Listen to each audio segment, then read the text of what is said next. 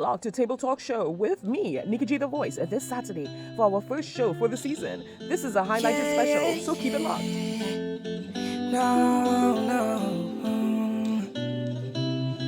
Nikki G, yeah. Nikki, I know one day the struggles will go away. Things won't remain the same, won't remain the same. Nikki, I know one day the struggles will go away. Things won't remain the same. Yeah, change.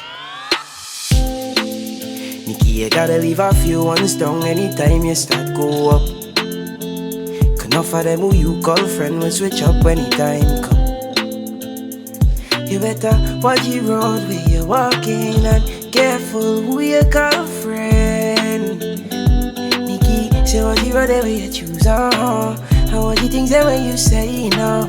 Devil will try to take your soul, no. But you protect Nikki like all the time. God bless you all. Nikki G the Voice, keep it locked. So that's right, keep it locked for more exciting episodes. And I for better day.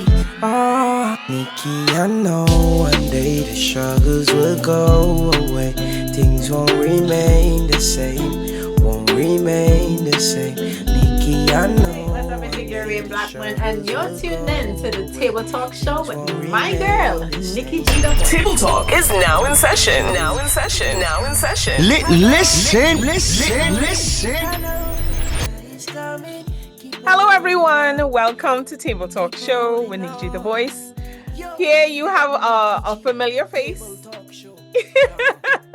Rain is back. She's back again with me. They always say, what, third time is a charm? It might be more, but they always say third time is a charm. So welcome back to my show, Rain. Thank you. I appreciate it. Thank you for having me always on your platform. Yeah, you're welcome. You're welcome.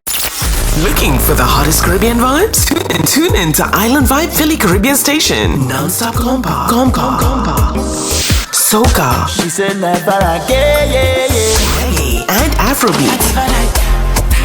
24 hours a day. Live talk shows, the latest news from Soca to Soca blog, exclusive merch, and the perfect place to advertise your business. Download the Island Vibe radio app now. On Google Play or the Apple App Store. Feel the rhythm, catch the vibe, And vibe with the best. Island Vibe Philly Caribbean Station, where the Caribbean lives.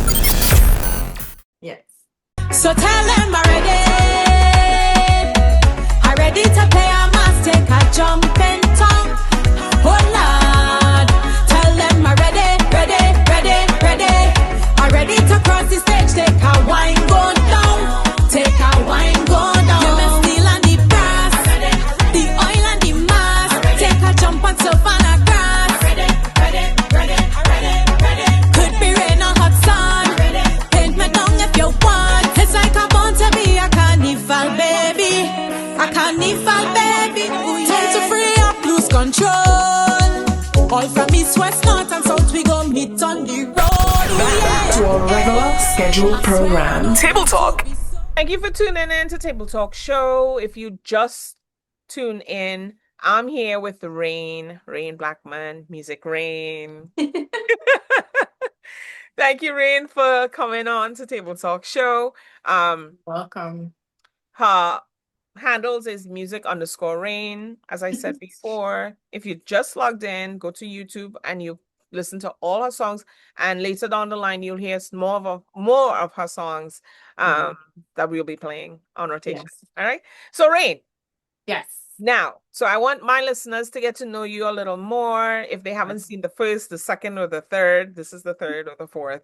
Right. You've been on here. I'm just gonna ask some personal questions that we went through before, right? So you grew up in Maloney, Yes. East Trinidad.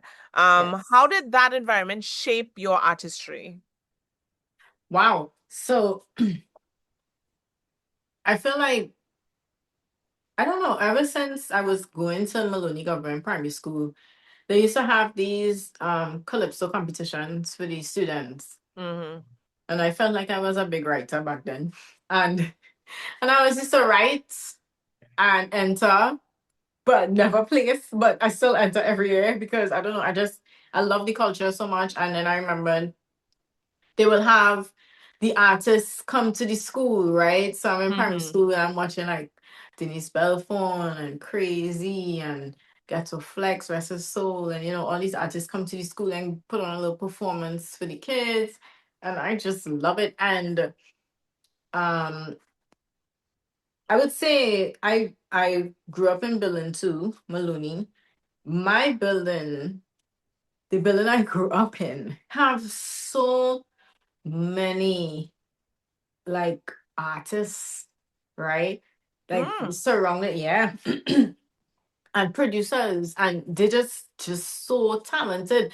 And I remember I had a little yellow bucket, like a sand bucket for the beach, and I did Best Village, praise dance, karate, choir, all these Wow. things.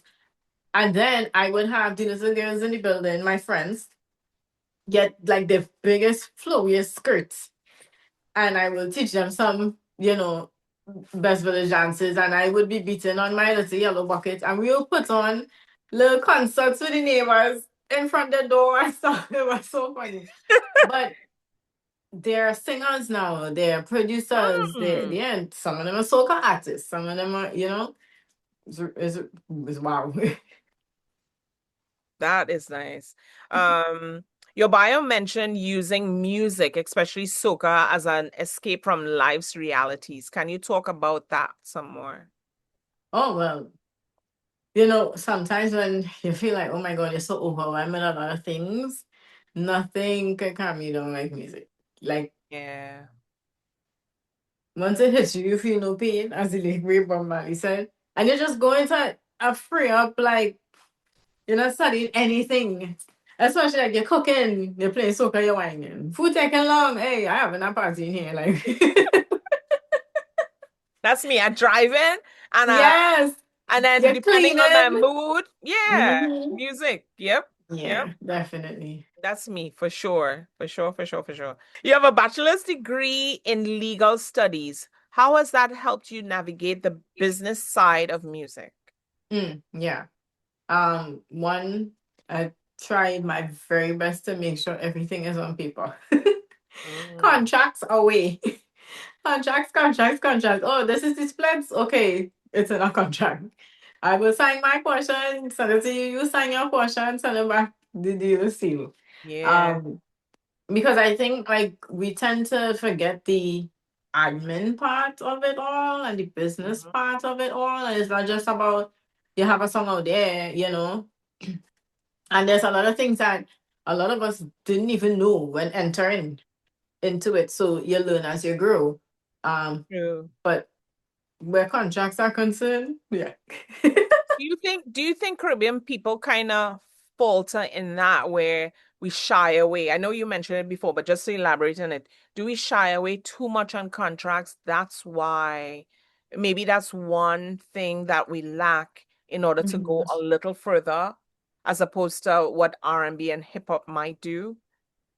I think we don't have like a label, right? So we don't have these, lawyers and accountants and, all these people that handles paperwork and say, all right, no one is in the studio saying, okay, you sang 10% of the song. All right, I'm giving you 5%. Like Yeah, no one yeah. is doing that. It's all, we need to get this out, Carnival coming, and, everybody hype about it. But what about that aspect?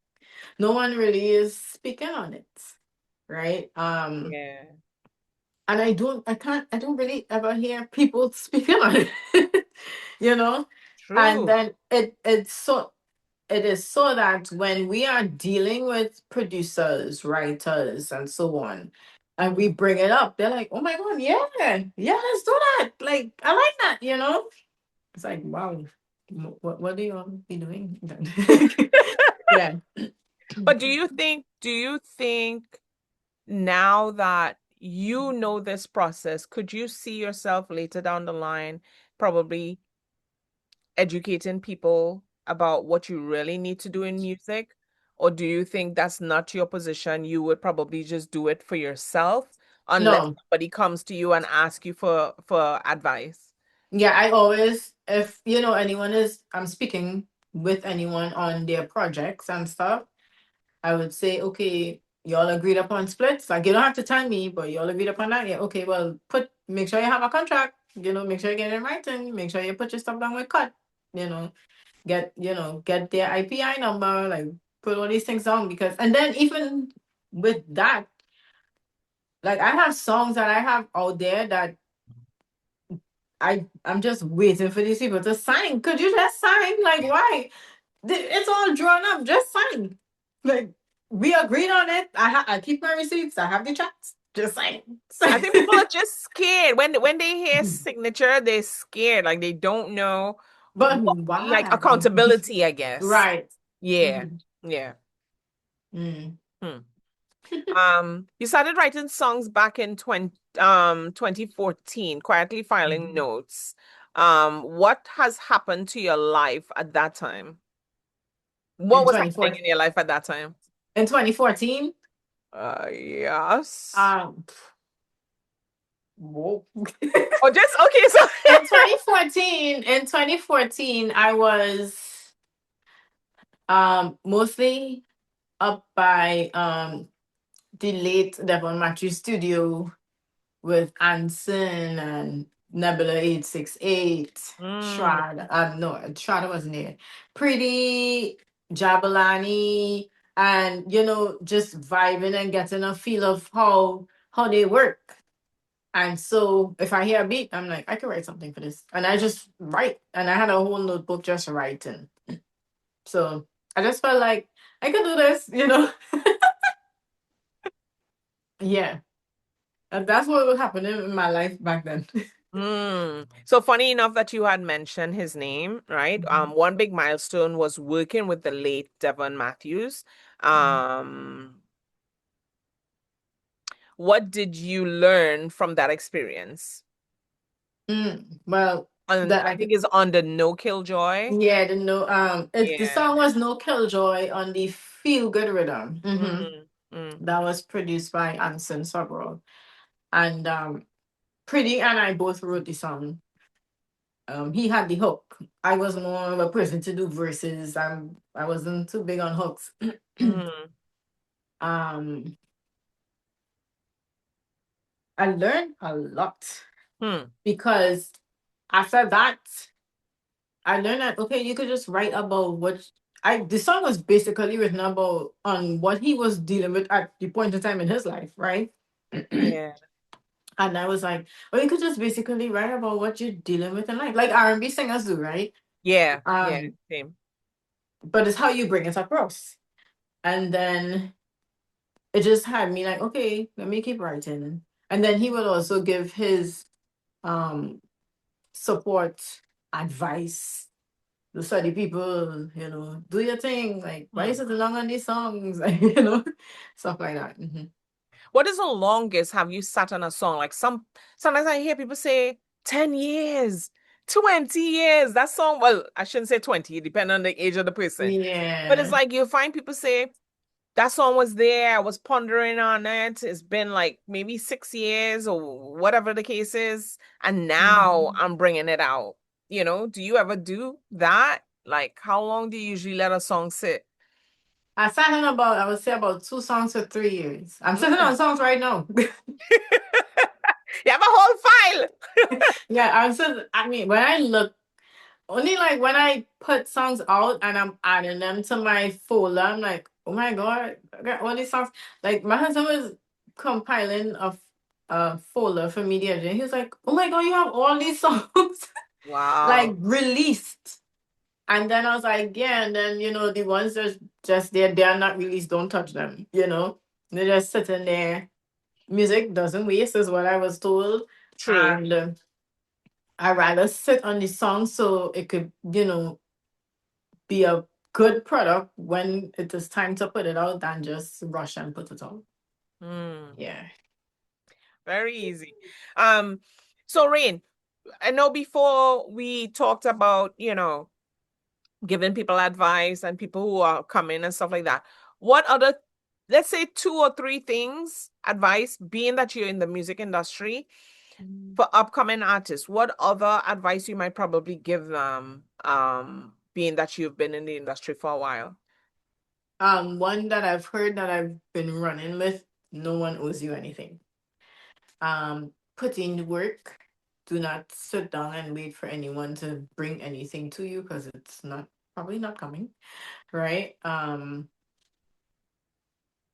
Definitely invest in yourself. Like when I say that, I mean if you need vocal training, do that. If you need a stylist, do that. If you need a stage coach, do that, because it's you. So in my song Bam Bam, right? There's a part that says year after year, it only gets better. And Anton from Firepower Songs, who started with me in the beginning, he constantly reminds me of that year after year, rain only gets better. you know. So just work on evolving, especially your craft. Honing on your craft. Don't be afraid to stand up for yourself. Don't think because this person been in the industry for all these years and don't let anybody hold you at ransom to anything. Mhm. Yeah. That's very nice. I like that. Trumpets Latina, I start in my detox. This wine make me heal up. I need a moment to soak it in. I love how I feel now. Getting all I deserve, but it's free and it's sweeter. I need a moment to soak it in. Yeah. No long talk. We there. Make it rain. Listen, I want my money's worth. I'll whine till my knees hurt. The vibes in here sweet for so. All now I can reach home. You know that we built for this. Fetism with genetics. Dance ram cram must find place to fit. There's a special invite to my party. Sweetness inside of my party. Welcome to Table Talk with Nikki G Voice, where we bring to you highlights of entrepreneurs, leaders, organizers. Hey everyone, it's your girl Unity, and I am bringing you the latest sounds of Soca America. I hope you've caught my new track called Everywhere. We're going to be hearing it live and getting down and dirty with Nikki G on Table Talk in an interview that's coming up very, very soon. So keep your eyes peeled and all of your social media locked to check out me with Nikki G at Table Talk from Jersey to Philly to NYC, all the way down to Miami. We are keeping the Soca America vibes coming, and we want you to be part of the fun. Welcome to the universe. Peace, love, and unity. Welcome to Table Talk. I have my beautiful guest who, we've been talking, Ananda. Excuse me. I have my special guest. We've been talking for weeks or a couple months, I could say, right? Yes. So how it came about, I have my friend, actually someone that I know for years, that introduced me to Unity, right? He said, Nicole, I have this very, very talented person who, but this is great because I actually made a post that was asking people, do the older generation pass down to the younger generation and educate them on soca? I mean, I know we're dealing with soca now because this is the question at hand, right? But that's the question that I asked. Do we feel that soca has gatekeepers? All right, girl. let me straighten up. Okay, so that big question. That big question, we would talk about it. I don't want to forget it, but I would mention that later. I want people to get to know you first. Sure. And then, I see you buckled down and ready to answer the question. But we're gonna ask that question. I want people to get to know you first. So tell me about, Little Unity, or I don't know if you want people to know your real name. Honestly, I tend not to put my real name out there simply because I do work with young people, and the minute they know your name, they Google you. And they actually found me one year on an interview I did in Trinidad, a newspaper article, and they printed my real name along with my stage name. And so when they Googled my name, it popped up, and they're like, "Oh my god!" So it's kind of like a whole, thing. So I mean, Yeah. it's not that they can't know, it's just, it's two different worlds that come together in certain Exactly. ways. But Exactly. not everyone understands the culture of Yeah. soca and carnivals. So when they Yeah. see it, they're like, what is this? And so in my head, and again, it's not to offend, it's not, that's why I'm very careful with, I make sure I come correct, and I've done my homework, and I've done, like, nobody understands the amount, the first thing people said to me was, well, you have to sing with the accent because that's the way you're supposed to do it. Okay, Yeah. if you want me to sing with an accent, how many hours was I standing in the studio with the producer saying, no, you're saying it wrong, you're saying it wrong, you're saying it wrong, you're saying it wrong. And some people are like, well, why are you copycatting? It's like, no, if you tell me that in order to to be respectful to you, this is what I need to do, then I'll do it 100%. Yeah. Like, that's Yeah. fine. If other people outside the culture don't get it and want to call me like some weird kind of a copycat, fine.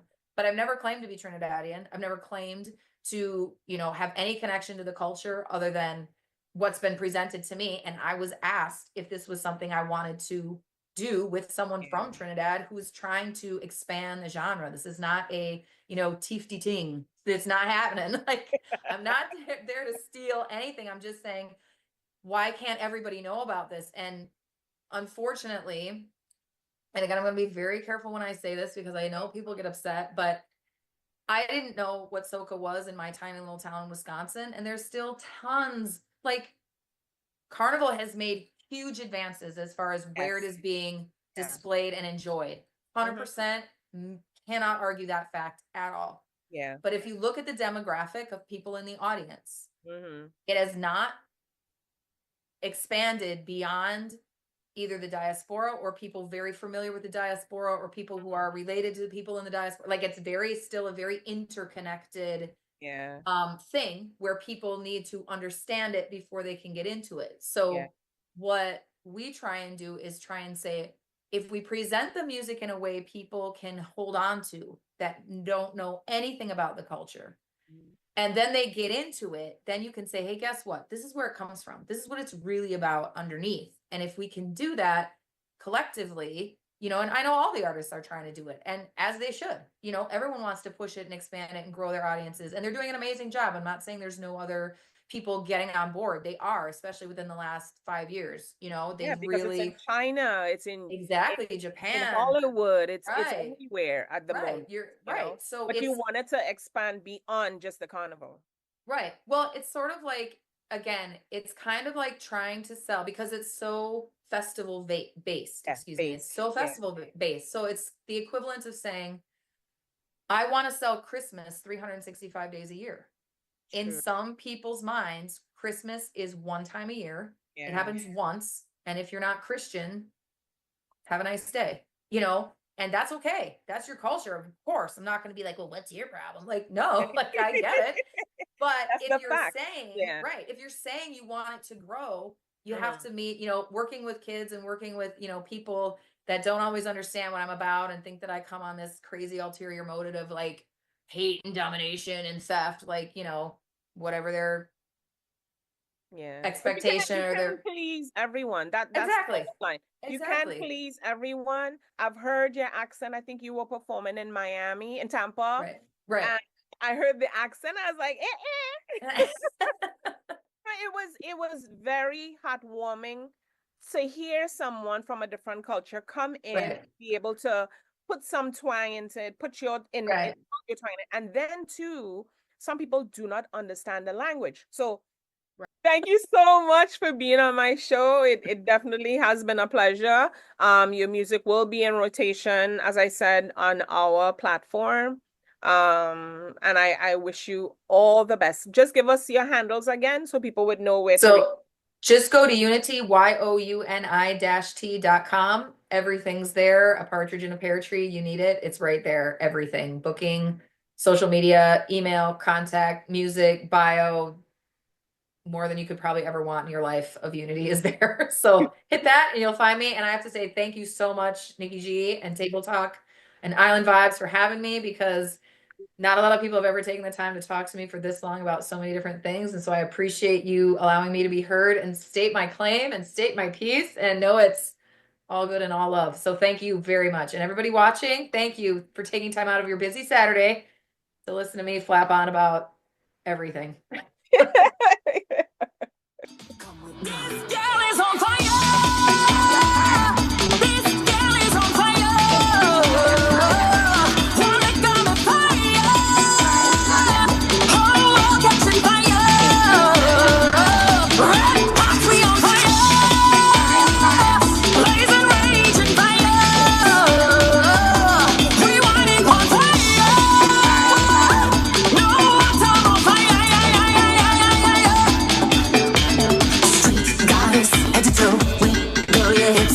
It's just another day in the flow. Feel that burning blaze with baby S-I-Y-A.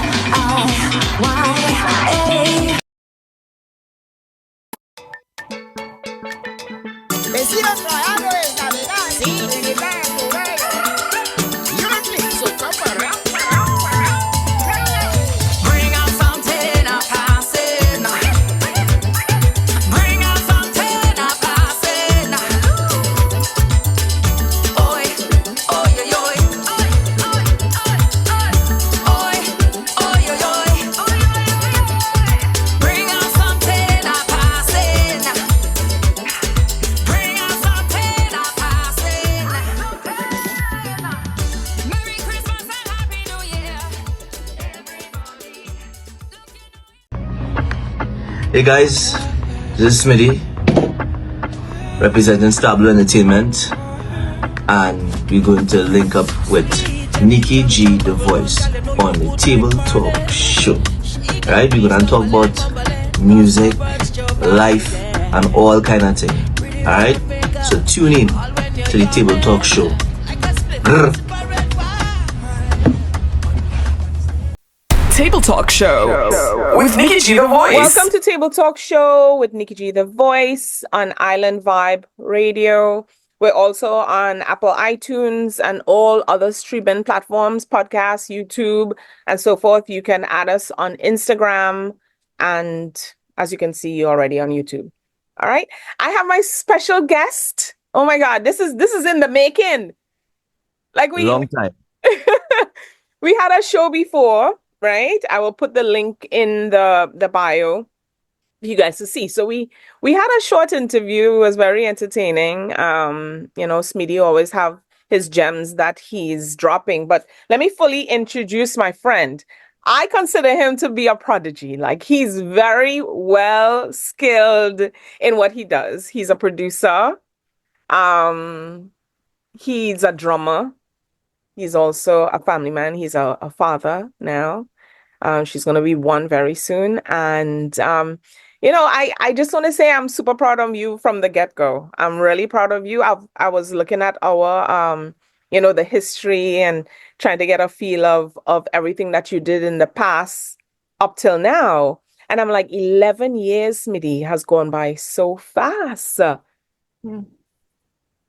So 11 years already. yes, it could be a little more, but when I was looking at the years and stuff, one recent one said 5 years ago, 11 years ago. I know it's way more than that, but it's just amazing. I think from the video that I sent you for your birthday to now, like we always surprise each other in some way or the other.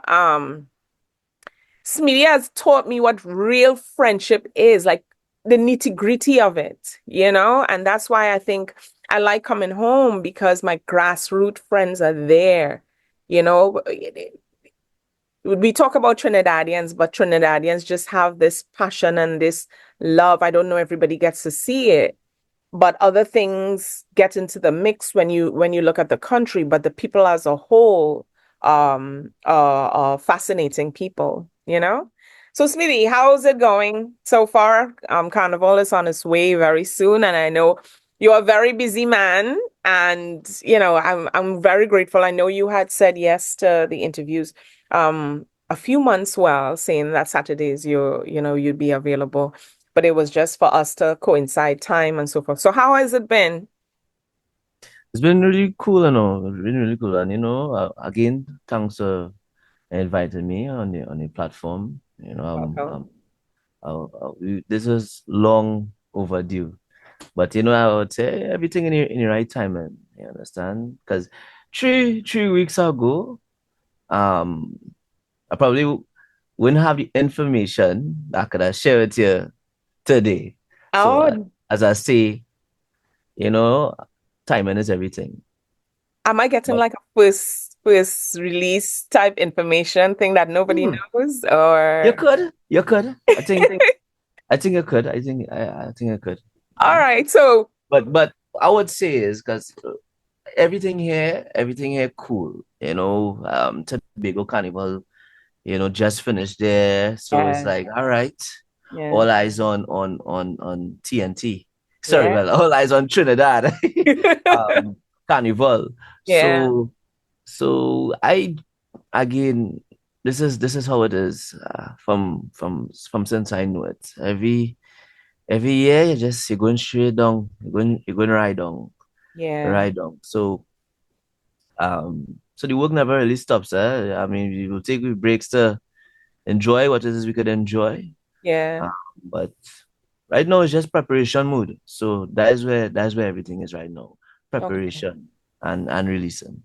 Oh, nice. All right. Mhm. So I just have one hot question since you're on that topic of preparation, right? Mhm. People say that soca only comes around once a year, right?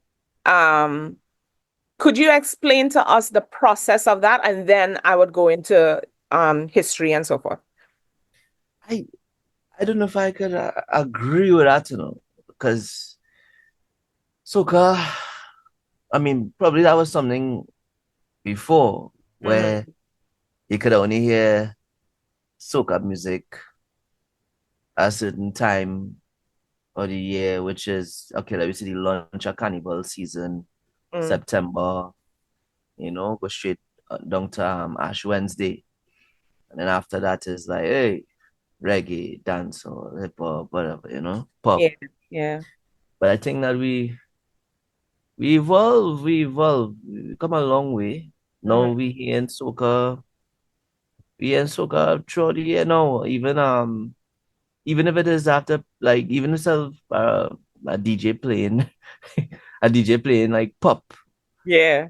they put in the soca vocals, the on a pop track, just to kind of, I guess, keep that carnival spirit bubbling. No, And not just carnival, but just at least keep the soca in the mix. So yeah. you may not really hear a soca beat. Mm-hmm. You might hear your favorite soca artist on a pop track. And Yeah. that I think that's really cool. Just to kind of keep it there. And you would see a lot of people doing remixes and stuff. So I would say I would disagree if it is that is soca once a. I don't see it like that at all. And I hear they Mm-hmm. display soca right through. Right, true. Okay. Mm-hmm. Okay. Yeah, because I was thinking, I think the other day I was speaking to someone. I mean, it's always a discussion, being Mm-hmm. that I'm from the Caribbean, I'm from Trinidad. Uh, Mm-hmm. and when we speak about it, now you can't necessarily say that it's only played during Carnival because there's Carnival in St. Lucia, Barbados, England, America, London, China, And everywhere you yeah, could and think about, that's the next thing too. So you see, now if you could see that, like, after carnival, you might hear um lesser wee music and probably more of these soca songs Mm-hmm. um of the islands. Then you might have them. Oh, you'll have those occasions, but at the end of the day, soca, you're hearing soca every day. Okay. What iconic artist would you like to work with outside the soca industry? I want to work with hmm, I want to work with Dibanj Hmm. The from band? Africa. Oh, from Dibanj. Africa. Okay. Yes. You sing Oliver Twist. Ah, Dum, dum, okay. dum, dum, Nice, dum, nice, dum, nice, dum. nice. And what upcoming new artists would you like to work with? Upcoming. Because I know I'm you working have with upcoming, but who I didn't work with yet, especially you know, I'd want to work with Annika Berry. yeah, she's Yeah. good. She's Yeah, good. I'd want to, yeah, I don't mind working with Annika. If there's a preferred genre you would like to work with, which one would you like to work? Um, I love soca music. Listen, I'm not trying to say bias, eh? Soca music is off the table. No. What other genre Okay. would you like to work Before with other soca for than me soca? and Huh? always been Yeah. was R&B, you know. Uh-huh. Yeah, I love R&B. Hmm. Love R&B. So But you've produced some tracks, haven't you? I did. Other I than even soca. with Shiri's Ransom, you know, and did some really nice crossovers and R&B influence with a little hip hop, I should say. Yeah. Yeah. So, yeah. And right But here R&B.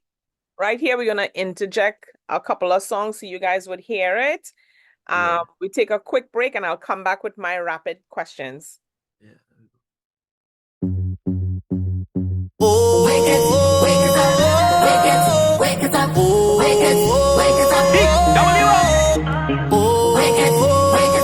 Time to wake up this place right now. It's true. Look at the time, everybody drunk. They give we permission to do what we want. Girl on the front, shaking it behind. That's not your behavior, you're wasting my time. If I had no way, I'll bet nights and day. The liquor does make me happy, give me energy to party. So pet with no shame, like it's a holiday. One shot to the head, go wake up the dead. All that we need is to start this party, to mash up this party. Cause all that we need is, and we wake up this party. Come let we start this party. Where we end up we will never know. We here for the greatest show. Bacchanal is the code. To start this party, let we wake up this party. Ooh yeah, ooh yeah, ooh yeah, ooh yeah, ooh yeah, ooh yeah, ooh yeah, ooh yeah. Nothing could come between us. Nothing could come between us and this day. Nothing could stand between us. I say we moving everything that's standing in the way. Charge, I can't feel no energy as the energy way up. I know you can feel it on my face. Right now it's carnival, so come let me start the mass. Somebody show me this day. Don't tear down that beat that in pieces. Don't tear down stage and these gates in pieces. Don't tear down that beat that in pieces. Don't tear down stage and these gates in pieces.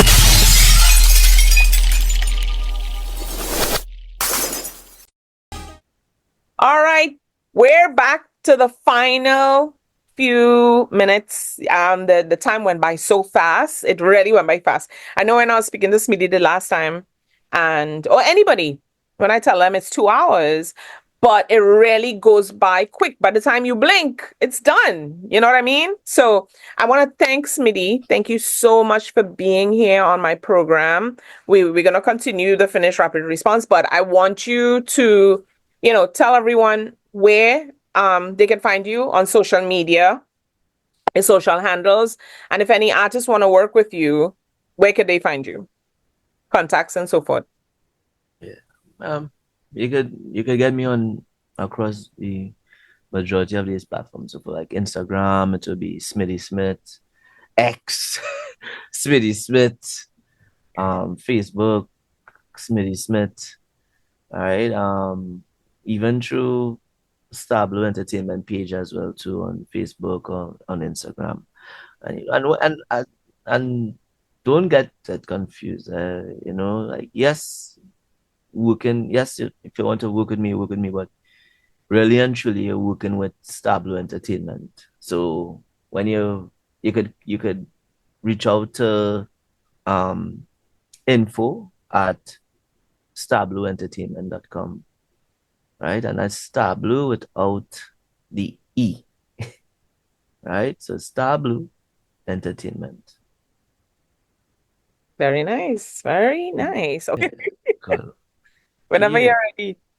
You know So how yeah. long I asking to drop my song, eh? I seen it. I seen it. I'm putting it out there. By the way, she's saying that, but she don't necessarily want to drop a soca song, eh? Alright, just remember that, right? Not I can't sing soca, so I Right. could voice on a soca thing, but you know, I mean you do Afro beats, you do hip hop, you do R&B, whatever you feel my voice could, like how Marshall do ballads, that's me. How about a little chutney? You want to try a little chutney? What?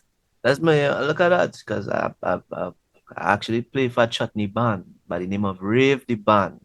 That's true. But you can hear me singing Chutney, Yeah. Romel. Look how you even say my name like a chutney artist just down there. You understand? So, I know. see? We will see. We'll see about that. We shall see about that. In reference to soca, right? And this is a big question everybody's asking of it being a genre. Um, what do you think we need? What do you think is missing from the pot, or what we might need to do in order to make this a genre? Some people say, in Trinidad or in or anywhere, we need labels. What do you think we need in order for this to happen? What's missing? I think it's something that we've been working on. We've been trying to work on just the structure, structure and just the organization of how we do things. It'll take more than just the producer. It's the whole body, you know. The government could be involved as well too. But really, before I point, I had to say I had to say me.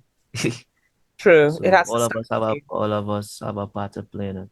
Yeah. I think it's just a matter of just structure. So we could start off little and hopefully we could reach where it is we want to reach. Hopefully. Okay. But all of us have a part to play in it, and it's just really structure, proper structure. And give us some memorable moments within your industry that you had that you could tell us about. Maybe working with an artist, a producer. I feel like I asked you this question already. Probably. But Yeah. one of my moments could have been with Super Blue as well. I had no idea, that I would never say I was going to record a legend, living legend, living legend. And we I tell call around, I call some other producer, say, boy, oh, all this deal with Super, record Super, say, boy, that's something you had to experience for yourself. I say, all right. I said, don't worry, you could get through the thing. And Super come into a big radio with them cassette, old school cassette radio. They could record, that's long time voice notes. Yeah. So he record most of his demos there, see, like, come there, and he's like, I ready to record. He's still trying to put this thing together. You see, he's talk about we want to, there, but I want to unlock it. I want to unlock it. So I just go with all these phrases. I just going along. I supported him. I say, hey, yeah, let me do this. And he was like, explaining to me what is royalty and carnival. What carnival means to me. This is royalty. This is from us. So so we start to vibe. Say, hey, stop. Let me go outside. Say, go outside to play voice note on the cassette player. Say, like, like you rewind in the end. Press play. Yeah. That's real lover. Lover. Say, like, go back again.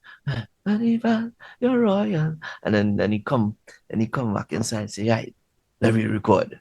Sing.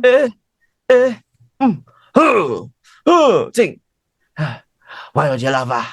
Why don't you love her? Kiss up your lover. Hug up your lover. Hey, you understand? And that was real memorable. That was real vibes. I never record like this, yeah. Stop, you go outside here, you playing and record, and we dancing outside on the concrete, and he coming back in the studio and recorded. So that was real cool. That was real cool. That was real cool. I enjoyed that. Wow, Yeah, I wow. enjoyed that. That is nice. That is really nice. All Yeah. right. So what do you have any advice? I have a lot of producers coming up here. Well, mainly artists. I have a lot of artists coming up here. Some producers, creatives, and so forth, right? Mm-hmm. And I keep on saying advice to artists is because we have a lot of upcoming artists and they might be misguided. Sometimes you'd find people telling them, well, your music is so good, this and that, put it out, this and that and the other, but they don't know the step by step of what it takes to put their music out there, marketing, all those things. Before, marketing was basically putting it on. I mean, streaming is different than how it used to be before. Before, it used to be on what is NASCAR and some other things that you'd put it on, right? So now it's like, what advice could you give to them? 3 or 4 different steps of how they could get their music out, stuff like I think first of all, do a lot of research. I mean, we as producers or as people in the industry for years, we not always have all the info, but it's always good to do your own research as well too. that. Mm-hmm. You know, you would want to have somebody, a company that distributes your music, right?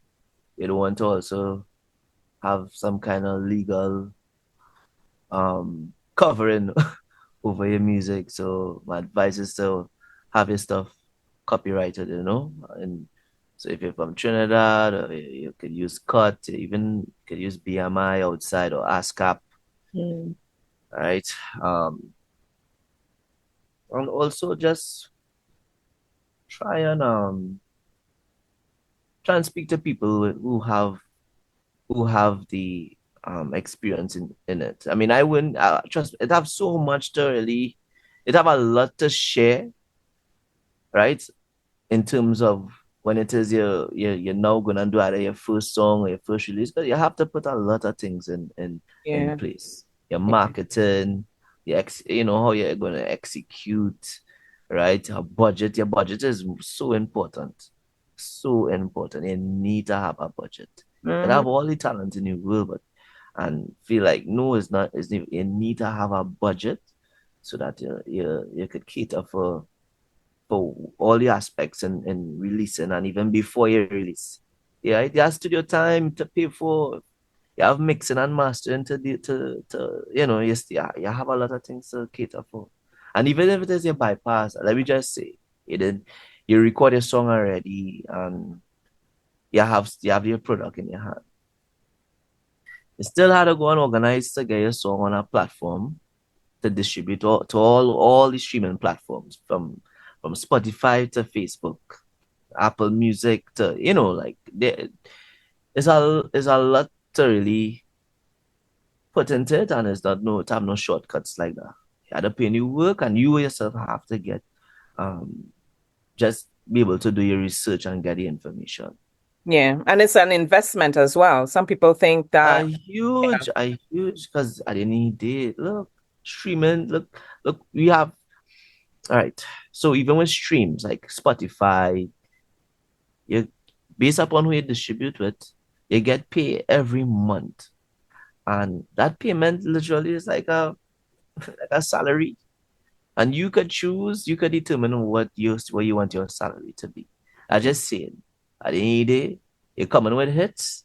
So the value of your hits will equal to your salary. Salary, You yeah. understand? And you're literally not doing anything. You're making money while you're sleeping because you're getting paid from people listening to your music. From streaming. So streaming, you have to encourage people to stream your music and get it distributed in order for you to make that money. And you can't make that money without doing or putting the work in. Yeah, you can't. If not, somebody can somebody could do that for you and they could make that money off for you and you didn't even know it. Oh my That's God. why it's important to copyright your stuff and make sure that you have your stuff, secured. Right? True. So, yeah. Well, Speedy, thank you so much. I mean, I have to save some for the next interview that we have. It could be a year from now, it could be a few months from now, and so forth. I want to thank you so much for taking the time for coming on my show. Yeah, driving. Problem.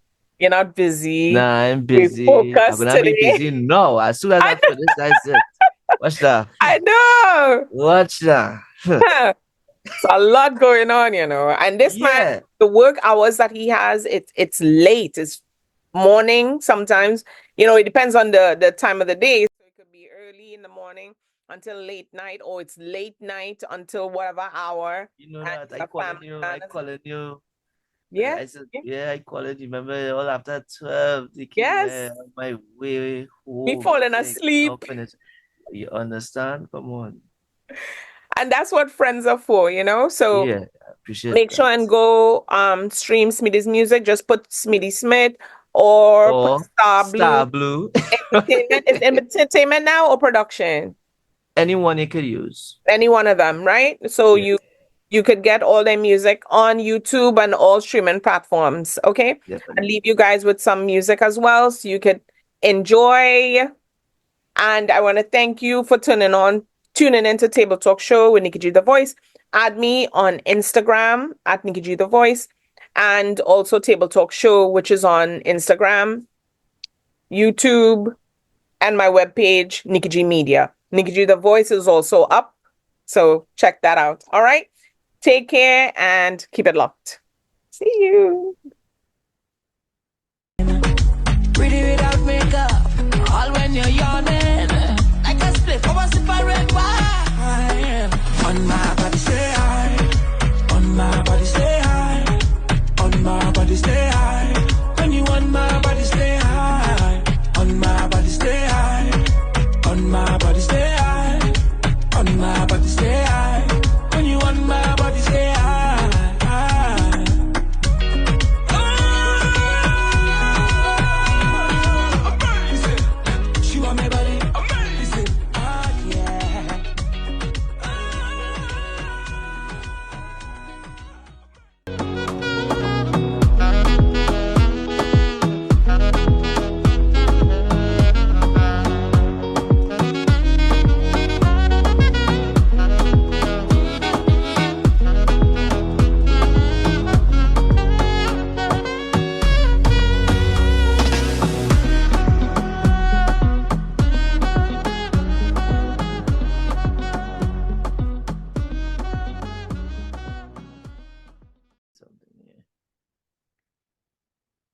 So let me say this while Smitty is setting it up.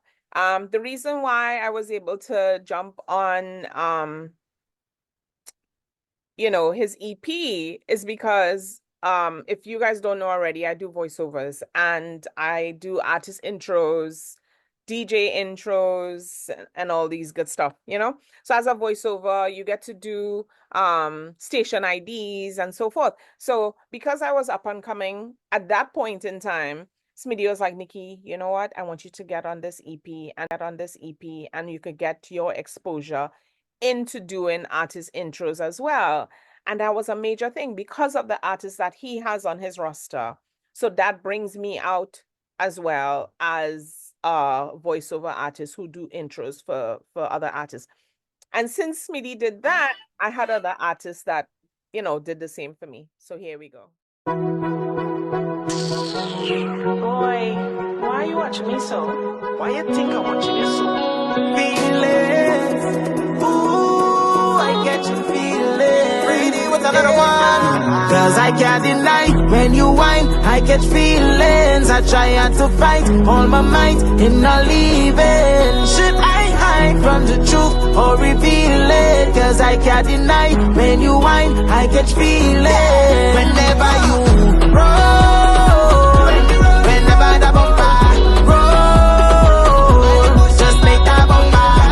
My next guest is DJ Gel, the Soca Boss.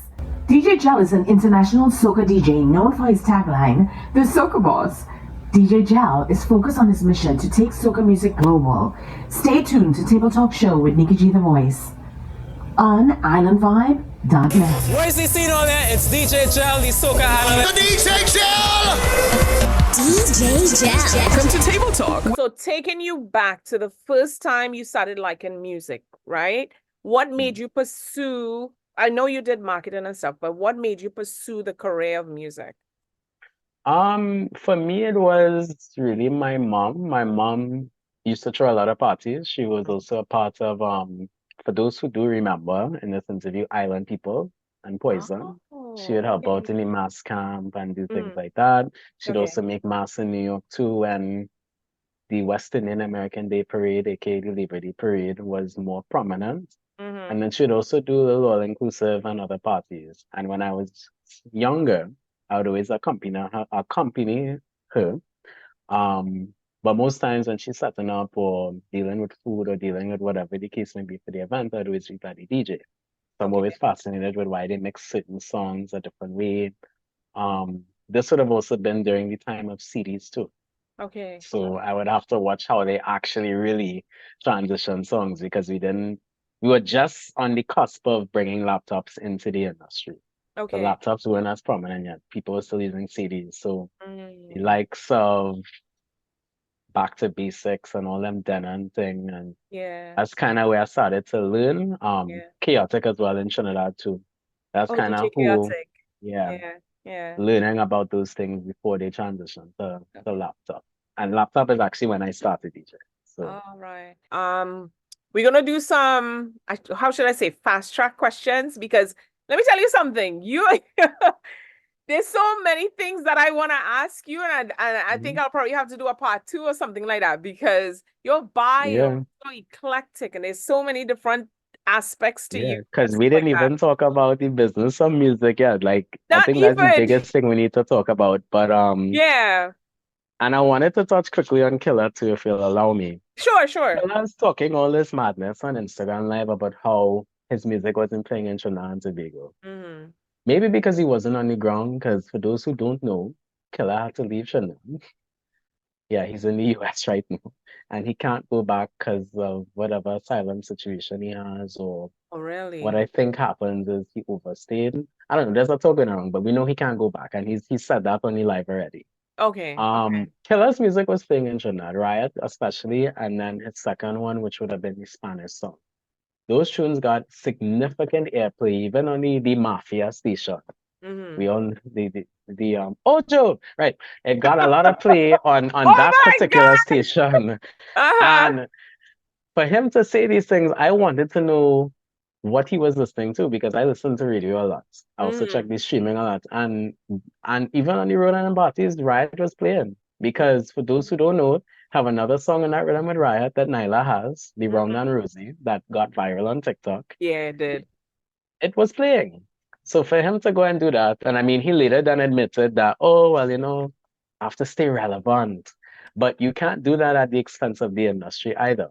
Exactly. There's other ways to stay relevant. Like the same way Nyla invested in her Round and Rosie challenge and got people to like the song, although it wasn't a quiet taste at first. Yeah. Because when she performed it on Uber, it didn't do well at all.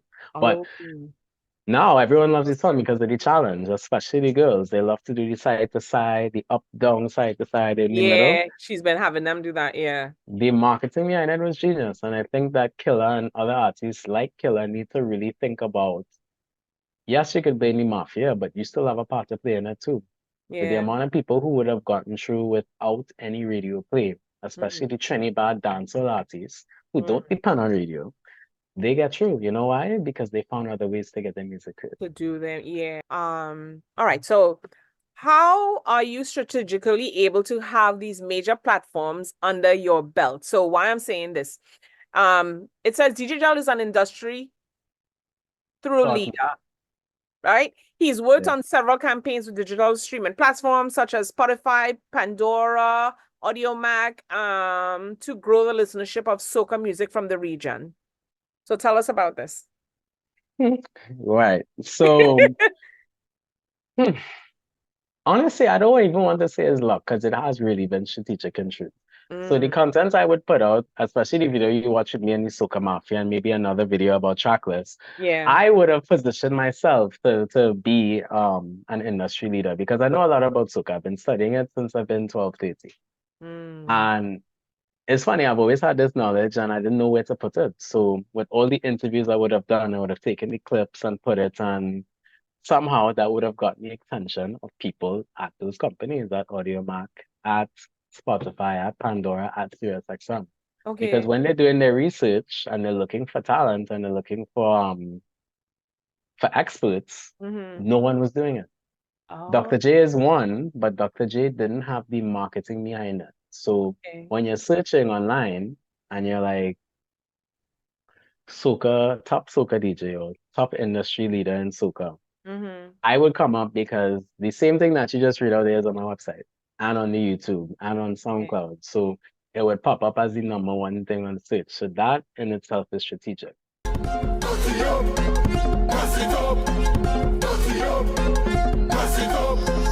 Mash up everything like we have insurance, and tear down everything like we have insurance. We go shell out everything like we have insurance. When crazy people reach up, they have insurance, cause we have endurance. We go mash it up and buy back, tear down and build back. Mash it up and buy back, tear down and build back.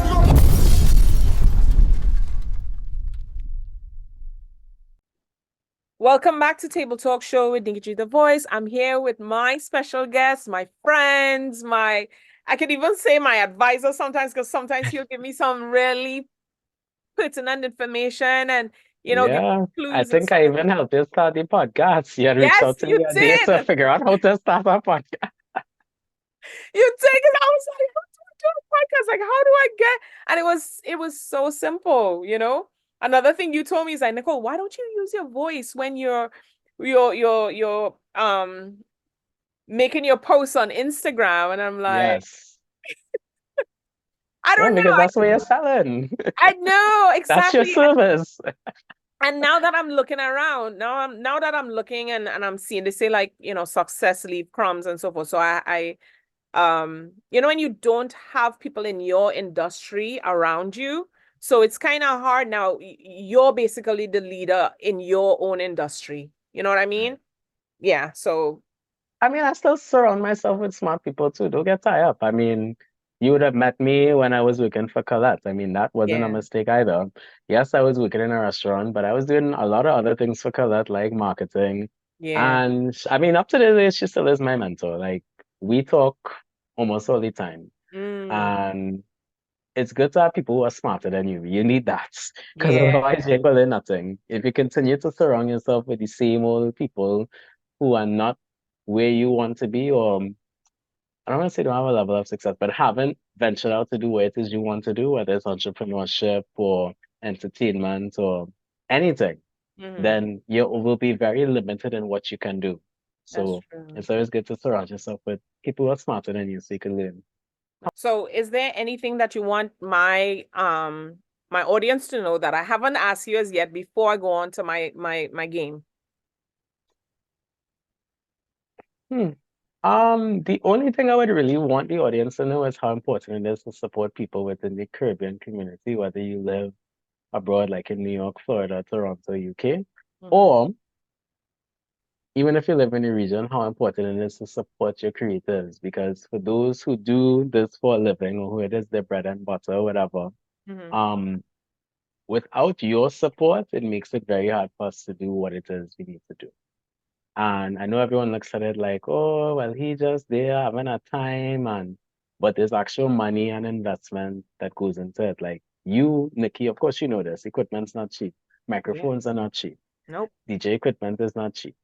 Then to market, to transport, all these different things cost money. Yeah. And yes, what we do might be fun, but for a lot of us, we contribute to a part of an economy, whether it's in a lot of what we do is actually really based in tourism or based in arts and culture. And these things are just as important. These things make the world go round. They contribute to the gross domestic product. And any day without your support, we can't do what we do. So I just want everyone to be mindful of that for anyone who's in entertainment, who's in media, that it's what we do. Costs money. And especially for the music and the DJs, I'm just highlighting those two things.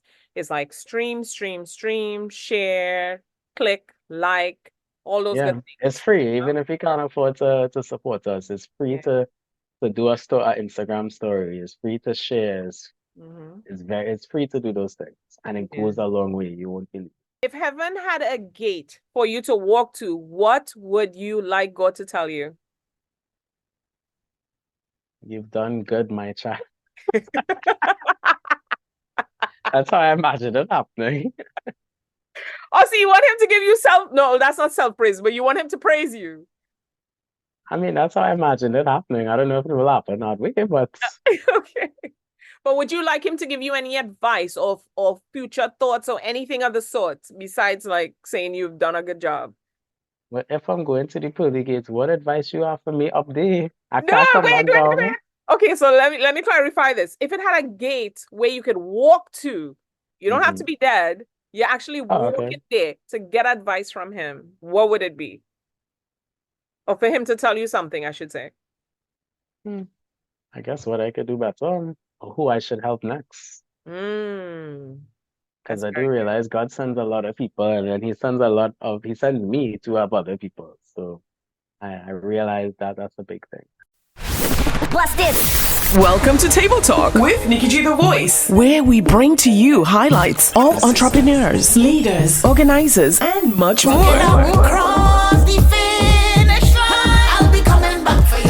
A broad spectrum of professionals, including chefs, artists, designers, musicians, and much more. Our show is a new brand of talk shows where we educate, bring transparency, and last but not least, fun. Table Talk.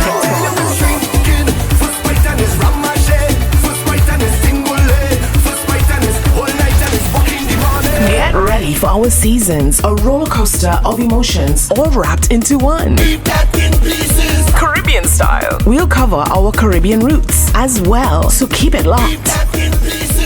Welcome to Table Talk. Follow us on Instagram, YouTube, and iTunes.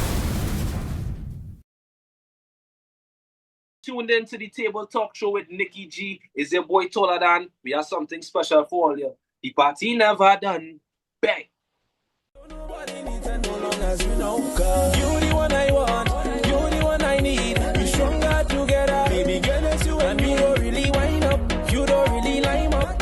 No is the sign up, girl, come and find out. Oh, when you bend your back, I go deep inside. And when you get it up, all right. Okay, everyone, welcome to Table Talk Show. This is Nikki G the Voice. We are live with Taller Than the Man, if you want to call him the Big Chop. You still saying the Big Chop? Big Chop. The Big Chop.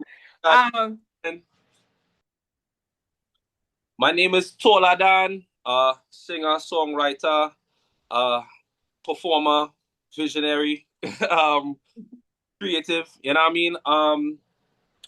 I push soca music internationally, all over the world. I'm a Trin Brooklynian, and yeah, man, I'm pushing the culture. Nice.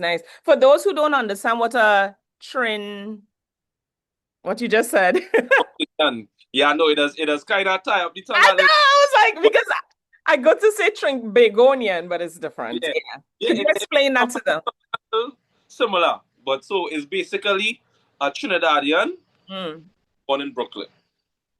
Or even if you have Brooklyn background or you grew up in Brooklyn, I still consider you a Trin Brooklynian. If you grew up like with Brooklyn slang, Brooklyn background, Brooklyn anything, and you're a Trinidadian, you're a Trin Brooklynian. Music have like, you might think, yeah boy, this person alone influenced me, but when you really think back, it's so much different places that you would get influence from, but it's like you don't really notice it now. True. It's like a jigsaw puzzle, basically. Right. Blazer Dan is our next person that really inspired me from young. I mean, the way how he was able to use his voice and be melodic and like be himself with his music, you know? Yeah. Legend for real. So that was another reason as well.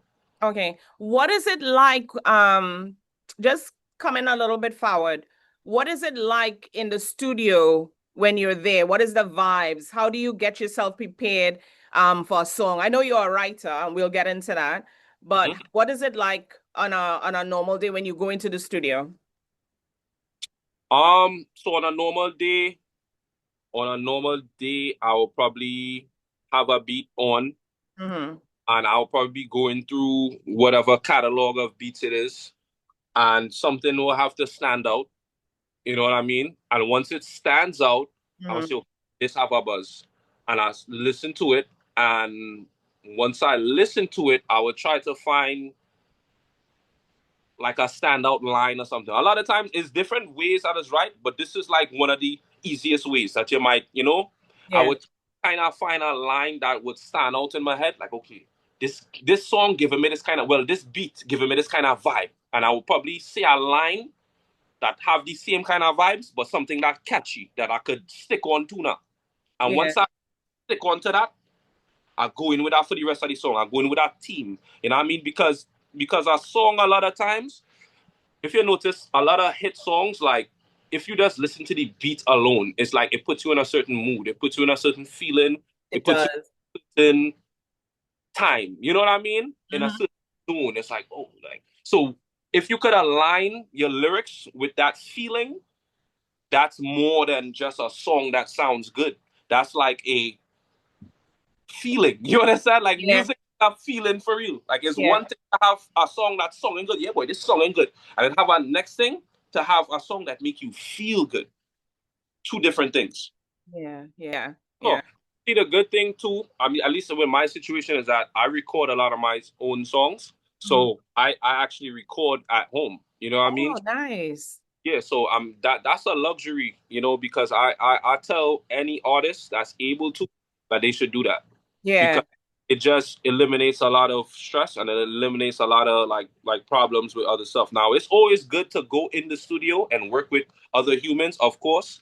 But that freedom of being by yourself and not having anybody like judge you or being able to free up is amazing. Oh, no.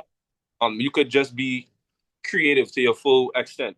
Yeah. All right. How do you balance traditional soca elements with your own modern twist? So, I mean, I know that you were born in, you're born here and raised in Trinidad and back and forth and so forth. So give us a little insight on before you even started doing the soca aspect of it. How do you balance all that with all those elements? You see, honestly, Nikki, I'm just being myself. You know what I mean? That's how right now, that's just I used to think about it like, damn, how I go ting and how I go, but now it's like I'm putting out music that feels like me. I'm not like really trying to, no, I'm just being myself and doing the music that I love to do. Yeah. It's like a balance. You know what I mean? Yeah, that's true. I believe that because memories.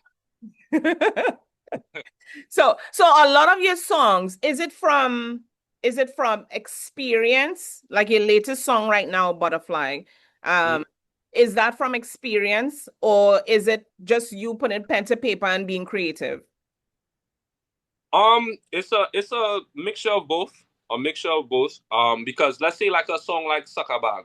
When I was recording that song, right? I had people around me. I wasn't recording that one by myself. I had people around me. And one of the critiques was like, yo, you sure you want to be singing about that Sucker Bag way? Like, you don't want to sing something more like, And I got it. By the time I was just like, but vibey, and to me, that's what the beat was given. Like, the beat wasn't given nothing like serious. Nah. It's like, kind of, so that was one of those things where it's like, okay, creativity, you know what I mean? Because that didn't really happen. Like, I mean, it happens, but it's like that literal story didn't happen. You know what I mean? Now a song like Butterflies, this is more like things that really happen every day in real life. You know what I mean? You meet somebody, you might like them off of first instinct. You might say something, your words get tied up a little bit because you find they so pretty or they so whatever. You understand? It's real stuff that happens. And with music too, I feel like one of the greatest parts of music, of artistry, is people get to see your vulnerability. You know what I mean? You get to be vulnerable in your music. Because if I'm talking and you just know me, you probably would never hear me talk about nothing about no butterflies, about singing about with a girl. You know what I mean? Yeah. But it's and that's what art is for. Art is to express yourself. So yeah, for sure. It's definitely experiences 100%.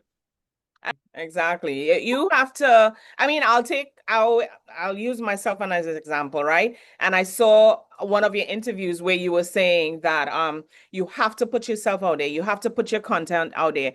People even say it, like, you have so much in your phone. I have so much on my phone, but you tend to think, I don't know if they'll like this, and my clothes don't look good, and my face and my filter, and you judge instead of just putting it out there. I mean, besides not wanting people to know where you are, there's some people who just don't like posting. But as a creative, you have to post. You have to be able to let people know who you are. So people know me as a photographer, but they would hear my voice, but not know who I am. It's like, they'll be like, oh. Miss Nikki, let me tell you that. Because I hear voice all over the place. All over, all kind of mixes, drops. I hear you all over. Yeah. I'm honored to be talking to you on live right now. Thank you. If you're in a musical rut, what's your reset button? Like, maybe you're just down and out, things are not working out.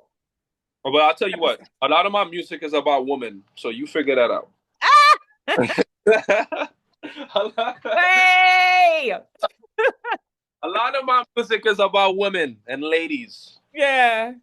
Women are a huge part of my life. Mm. And I think you could tell that from my music, that women are a big part of my life. Yeah. Yeah, I mean, one thing, kind of just reflecting too, just kind of reflecting and remembering why you're doing this. Maybe going back and listening to like some old records, like old stuff that inspired you when you was younger to even want to do this, stuff like that. Yeah. Speaking to I never, so the older I got, the more I really like speaking to elderly people. Like, you really learn a lot from them.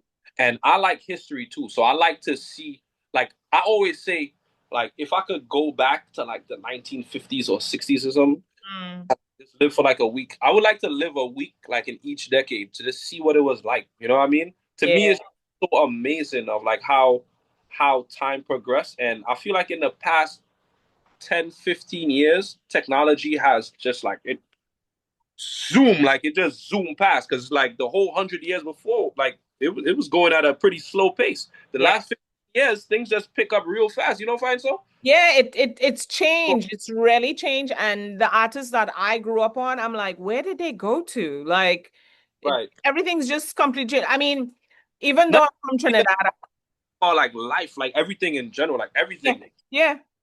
My brother on stage, he goes by the name of Sola Bring these up, bring these up, bring these up.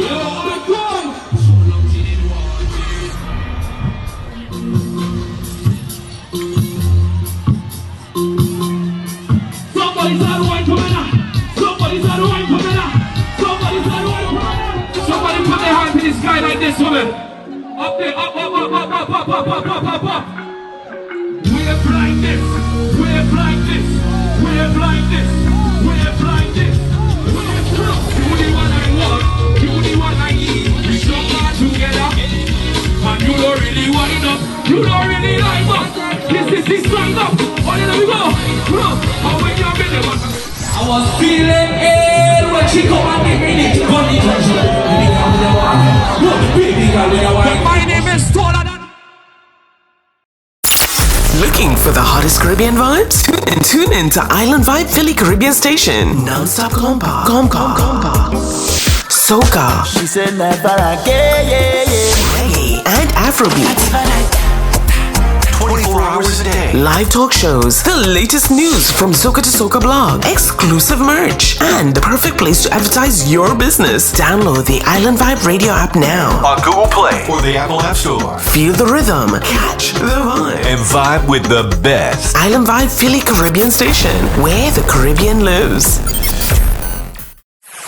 Kickstart 2025 with new projects, better rates, and exclusive promo deals. Email nikkijthevoice@gmail.com. Now live bookings via Source Connect or Zoom for easy collaborations. Services include corporate narration, Afragon, Homes and Properties Limited. Discover your dream property with Afragon. Hype, voiceovers, New York City.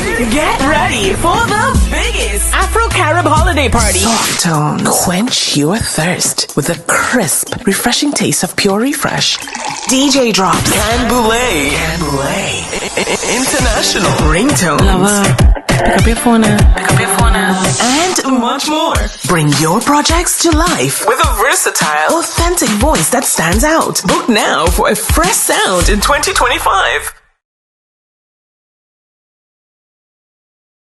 Here, speed is not just a force, but a living, breathing, and sacred entity. More than 90,000 people have gathered at the Daytona International Speedway. This is Midnight Michael, and I'm honored to be on the Table Talk Show with Nikki G, the voice. Don't get caught slipping. Stay tuned. Today, I am excited to be joined by a powerhouse talent in the voice industry. His name is Midnight Michael, and he will be joining us today. I am super excited. He's a narrator, performer, storyteller, whose voice you may have heard in commercials, audiobooks, and more. We're talking about the craft, the business, and the culture of voiceovers, from his home studio setup to representation, audios, and the importance of being a strong Black male in today's industry. So grab your headphones because the conversation is going to inspire you, whether you're a voiceover pro, an inspired talent, or just someone who loves a great storytelling. Keep it locked. You're on Table Talk Show with Nikki G, the voice. We'll be right back. Everyone, welcome to Table Talk Show with Nikki G, the voice. Today I have my special guest. I am so proud to do this because this is actually the first voiceover artist, professional voiceover artist that I'm interviewing. And, it's such an honor, it's really an honor to interview a powerhouse. You'll get to hear everything that he does as far as voiceover is concerned, narration, and so forth. We'll go with that. It's the light. It's the light. I'm talking to you and I'm feeling like I listened to your audiobooks, a couple of them that you have. And also the one that you did, was it for which company? McDonald's or? Oh, Popeyes. Popeyes, yes. Yeah. And I feel like I'm actually listening. Like you have this voice all the time. Like there's no downtime. It's just natural. No, yeah, no. I was talking with my brother. I come from a pretty big family, and we all sound the same. Really? And so, incidentally, I was talking a couple of weeks ago. We were on the phone, and we were just talking about all of these things that are happening right now, as far as voice acting and audiobook narration goes. Yeah, yeah. And I was like, it's weird to me because I always sounded like this. As a matter of fact, there's so many other people in my family that sound quote unquote so much better than me, right? Yeah. In my opinion, right? They have better voices, quote unquote. And I'm like, man, I was just the one that decided to do this with it, But to your point, I sound like this all the time, and it does shock people, though, for sure. It does. I've had the same thing where people say, "Don't you have any downtime? Like, are you always advertising?" And I'm like, "This is my voice." Yes. I'm not selling that. Even when I'm doing that, it's not even a sale, right? It's not unless certain things, right? When it comes to commercial. Certain types of voice acting genres, right? There are things that you have to do, right, to really inflect and drive home different things and sell it or whatever the case may be. But for the vast majority of the stuff I do, it's this, right? This is what sells, right? This is what drives the point home, sells, stakes the bottom line, whatever the client desires this is what they ask for the vast majority of the stuff on which I work. Yeah. Mm-hmm. Hey everyone, I'm Midnight Michael. I'm a voice actor and audiobook narrator. I'm based in Huntsville, Alabama, and I've been doing this for about 6 years now. I've done a variety of stuff across the entire spectrum of voiceover, including commercials, radio, TV, e-learning. But I'm probably more known for audiobooks in the black romance and urban fiction arena. But yeah, I'm very passionate about what I do. I'm a husband, father, and a huge sports fan. Yeah, so yeah, I think I consider myself a pretty diverse voice actor in terms of the approach and the ability to kind of be a chameleon and adjust to different opportunities that are in front of me. So yeah, Midnight Michael, audiobook audiobook narrator and voiceover artist, coming to where you are pretty soon for sure. Very nice. Do you do most of your work in home studio or do you prefer a professional studio? I have a professional studio. No, no. I mean, well, all our is No, professional, but like, this is home. I work at a home 97%, 100%. Basically, I think the only thing I've done, and I was saying this, it was like a year ago, maybe now. mm-hmm. There was a gentleman here locally that wanted me to come to a studio and record something. And it was the first time I'd done something away from my home. Oh, It was really? the first time I recorded outside of the studio in terms of voice acting. Yeah. Yeah. Everything else is, just based here, done remotely for different clients across the world, incidentally. And but yeah, I would love to travel, but I just haven't had the opportunity to be in different places to record. But this is great, though. I love it. It's I think I built it up to a point where I think it can compete with any studio that we go to. Boosted me up.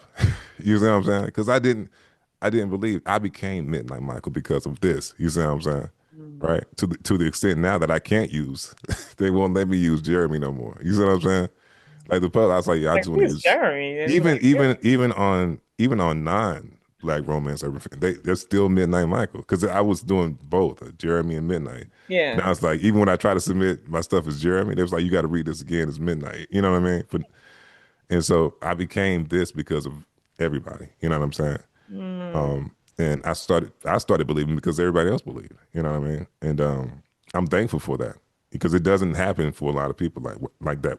And so it's been a wonderful journey, wonderful experience, just trying to get into this and something I wasn't even looking for, right? That's how good God is. Because I wasn't even thinking about this world, right? And this world embraces me to this day. Like, I just started, you know what I'm saying? And I just became something that people really people gravitate to. saw in people saw in you. Just a summary of my experience was someone speaking to me on the phone and it was like, Nicole, you have a good speaking voice. But people used to tell me, you should probably work as a sex phone operator. I was like, what? I'm like talking about corny, as you mentioned in corny. But most of the jobs that I got was seductive voice or something like that. People would tell me speak in a certain way. So when I heard about the books and what you do, Black Romance, when I came to the what they had in Atlanta, I was like, this is where I could be. I don't want to do sex operator. The books would be better, suitable for something like that, Yeah. Yeah, no, and it when I think about it, when I thought about it, the more I thought about it as I was doing, and I was like, it just makes sense for me to do this. It makes sense. It makes too much sense. Yeah. And so I've found a home in it, not just from a success standpoint or popularity standpoint. I found myself in this. You see what I'm saying? Like I rest in this well, right?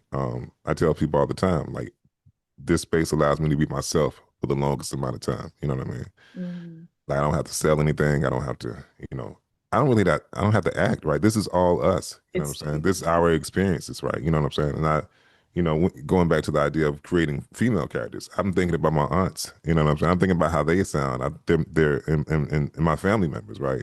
Yeah. that's where all this stuff comes from. Like my family, you know what I'm saying, and my experiences in life, just putting all that together and creating helping to shape these narratives, right? That help people really, kind of escape into our world too. So I love it. Yeah. Yeah.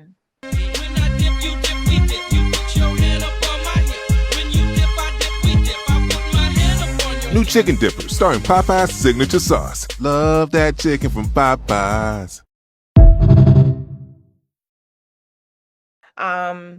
These questions are going to be in relation to voiceovers because of the nature of what Midnight Mike does. Okay. All right. So, okay. Favorite microphone of all times? The one I use right now, because it's all it's the best one I've ever had. Is the Aston Spirit, and it's the black version. Yeah. Home studio must have besides your mic. That's the hoodie, a blanket, water, and that's pretty much. I mean, other than the technical stuff, right? The laptop or the computer, the interface, etc. But those are the things. And I was thinking about that. Like, I really need a hoodie on to record, and I need a blanket over my legs to record as well. Really? Yeah, it's weird. I don't know. It's comfort. But yeah, it's really it's out of the box stuff. Like, I don't need a whole lot. But those are the things that just make me feel like comfortable in terms of what I do. Okay. All right. Most challenging script you've ever voiced. I had asked you before, but in summary, just one word or 5 words. Most challenging script I've ever had to voice. Mm-hmm. It was that first book. Because it was my introduction to the whole world of character creation and doing an audiobook at the same time. Okay. Dream brand, book, or project you'd love to narrate. I would love to do I said this. Oh, so it's easy. When I first started, right, I felt I was walking to my truck one day to go home to record from my job. And I just heard this voice say one day as I was walking, it just felt real. Like, I still feel it was God, a message from God saying, I'm gonna live announce the Grammys the night I win a Grammy. Right. Oh, wow. So that's the goal. That is nice. I love that. That is nice. And they always say put it out in existence. Yeah, so I believe that firmly, yeah. Yeah. Yeah. What's your go-to warm-up exercise? I sing. I just, I'm not a big warm-up because, again, this is where I live for the most part, so it doesn't take a lot. True. But when I do need to, warming up for me is more about the energy, right? Just changing and shaping the energy of where I am, because I can get up some days like I don't even want to do this, you know what I mean? Or I'm tired, or the night before was rough, or whatever the case may be. And I got to, as they say, speak over yourself. I sing over myself, right? Yeah. And just kind of work my way through it, and it helps for sure. Yeah. What do you prefer? Long narration like audiobooks or short, punchy ads? Long narration. I think, I live there, yeah. Oh, nice. Biggest pet peeve in a script? Terrible syntax and punctuation.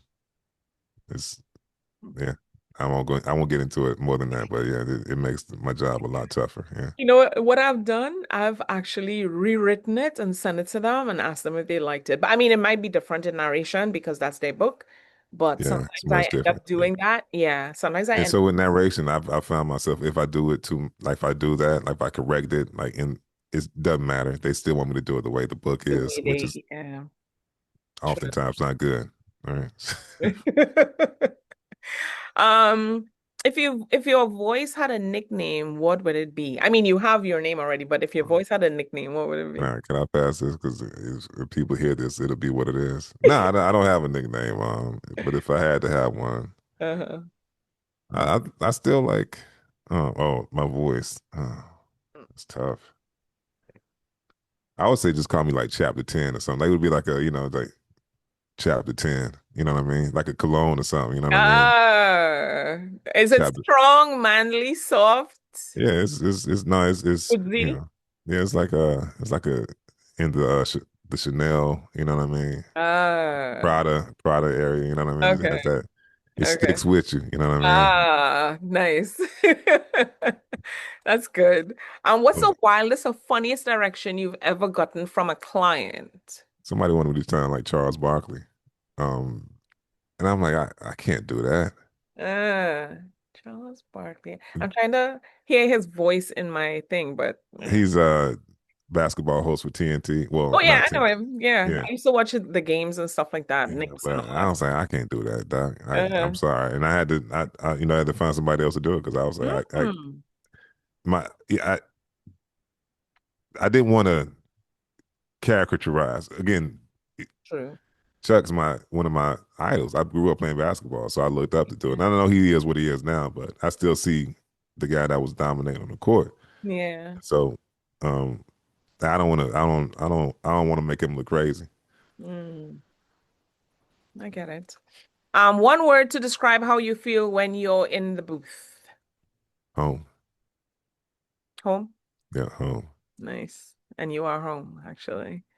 Um, that's it for the fiery question. That's it. Okay, so the normal questions I usually ask is besides the one where, you know, um, when you look back, what would you tell yourself? I ask people, what is one sound that turns you on? But being that you're a voiceover, I tell people answer it however you want to answer it. But being that you're a voiceover, it could relate to anything. What sound turns you on? Cheering, like turns me on, like just in a positive way. Oh, okay. Positive anyway, yeah. Oh, let me think. Maybe a baby laughing. Oh, really? Yeah, Okay. a baby laughing. All right. That's the coldest thing. I like that. That's nice. What was the other one? Oh, if heaven had a if heaven had a gate, right? What would you ask God to tell you? What would you like to know? How does this end? All right. You really want to know? How does this end? You know what I mean? Yeah. That would be cool to know. Yeah, true. And I don't think, and even if I knew, I don't think I would do anything differently than I've done it. You know what I mean? I think I'm supposed to be here now, as opposed to being here before now. Yeah. So I'm thankful for the journey more than anything else. I appreciate that. That's nice. Okay. Thank you for answering my game and my questions. We're gonna take a short break again. We'll have you listen to some of Mike's work, Midnight Mike's work, and we'll be right back. Stay tuned to Table Talk Show with Nikki G, the voice, and Midnight Mike.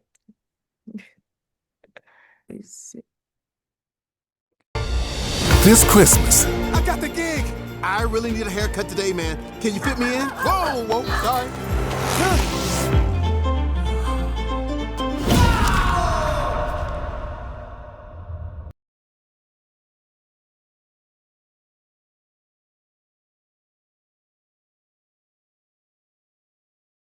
All right. Anselm, welcome. Welcome to Table Talk Show on Island Vibe. Thank you so much. Thank you so much for having me this morning. You're How are you welcome. doing? How are you doing on this beautiful Independence morning? Oh, I'm doing fine. I'm wearing my colors. Yeah, I try to, but it's the closest thing I had to red. So hey, but you know what? We're 62 and getting stronger as a nation. Exactly. It's a beautiful thing. Yeah, but just your presence alone, that's a representation. I salute that. I salute that. Yeah. Yeah. So, how was your week? Let me just ask that. How was your week? It's going. This is the week leading up to Labor Day, and this is the craziest week in New York. I think the craziest week in the U.S. when it comes to Caribbean culture and music and all that stuff. So, I mean, there are other huge carnivals around, like Labor Day is coming up, Miami is coming up, and you have a few of them around. But Labor Day is where something about New York. Everybody just want to be here. And it's Caribbean carnival in New York, so the streets are crazy. In a good way, people are having fun. You know, the backyards, the cookouts, all that stuff. And then in between there, I still have to find time to do my little performances, because the thing about it is when you have a weekend like this or a week leading up like this, everybody wants, even if it's just to pass through their cookouts. You don't even have to perform. You say, Anselm, just pass. I'll make it happen. You know? And you know what? These are people who've been supporting your business for so long. Yeah. You know, I've been in the business now professionally. I mean, from a child, I've been on stage, but I'm talking like as a professional entertainer. We're looking at 36 years now, you know? So people been supporting me from then till now. Yeah. So you find somebody say, Slim, it's past you and vibes, man. You know, yeah, past you. What made you go into the Coast Guards? I think growing up, I was always in some sort of, you know, discipline was always part of it, from Boy Scouts to cadets, you know, and then Coast Guard just seemed like the natural progression, you know, the military. Because I always liked that, you know, my whole life was about discipline, being in the choir. Structure. Okay. You know, it's always about that, you know, belonging to something where you have to be there on time, you have to contribute, you know, so it's choir, it's Boy Scouts, it's cadets, it's Coast Guard, and band life, you know, that, and it just felt natural being in the Coast Guard, and I loved it. It's just that I loved music more, you know, and I was feeling to some degree unfulfilled, because when I left the Coast Guard, I left, you know, as a qualified launch captain, and you know, with certificates in marine firefighting and you know, all that stuff. But I really wanted to do something else, and that was music. Yeah. You always have to follow your passion. Like, I mean, the reason why I do this too is because I had passion of music, art, dancing, modeling, and there were so many things that I enjoyed. And my parents or my dad was more into, Nicole, you have to study your books, you have to get your subjects, you have to. So the same thing, the same mentality of the Caribbean, you know, parenting. And when I came over here, then I was able to explore more. I did things at home. I did the church choir. I went to St. Gabriel, you know, St. Gabriel's College, stuff like that. So I totally understand what you're saying when it comes to your passion. Yeah, it's important to live each phase in your life successfully. Exactly. You know, because what will happen, it will haunt you. You know, you will. And I heard somebody say this. It's been said so many times, where when people are on their dying bed, they don't regret the things that they did. They always regret the things that they didn't do. They'd never, exactly. What if what that you what did, if you did. factor? Yeah, what you did, you did. But for the most time, you say, you know, I always wanted to do this, and you know, I really should have followed this, and I should have married that girl instead, or I should have, you know, all the things that they didn't do. Yeah. So you know what? Chase your dreams, do it. Exactly. You know? I had a big question. Normally the thing is, normally I have like a 2-hour show where we go in depth of everything. But I mean, I love how you conduct and you talk about your thing, because you went through all of my questions. Most of my question, which is great. Yeah. Which is great. But I had a big question for you, right? In reference to the song Who Let the Dog Out. I watched your entire documentary about it. And there's a part that you came to where you were saying, I think what's the name of the man? The Baha Man, when they, you know, end up with the song and so forth, and they had the name of it. I felt that passion in you kind of sink a bit, or like a hurt, because someone took your baby and ran with it and made more out of it, even though it became like a world history song, I should say. So every song that I write is a baby. Yeah. You know, and you could talk to any songwriter. Every song that he writes, he thinks it's a hit, you know. Yeah. Else you wouldn't write it, you know, you wouldn't waste time. You think that every song you write should be a #1 hit. In reality, it doesn't work that way, right?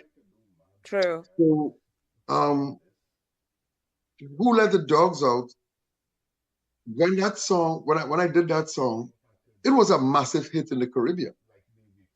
It was a massive hit in the Caribbean, and I remember it was Carnival 1999. Was it 99 or Carnival 2000? I was in Trinidad. Nearing Carnival 2000. Yeah.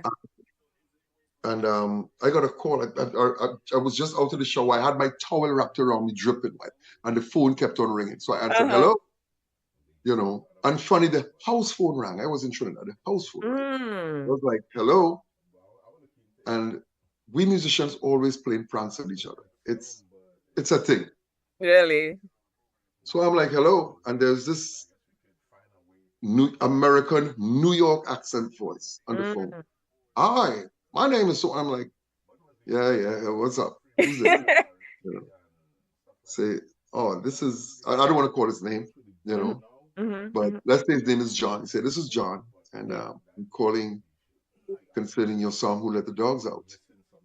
So I said, okay, but I'm listening and the accent is too perfect. It's too real. It's not somebody pranking. Because, you know, some of these entertainers could put on an American accent. You swear that they were born in the Bronx. Easy. We're very versatile with our accents. So I'm like, somebody just tell me, Anselm, this is for real. I said, hello? Yeah. I said, do you own the publishing for it? I said, yeah.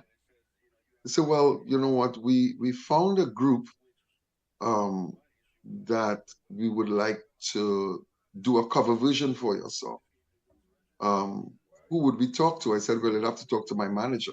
And I gave them the name of somebody who I was talking to about management at the time. We weren't even signed up yet.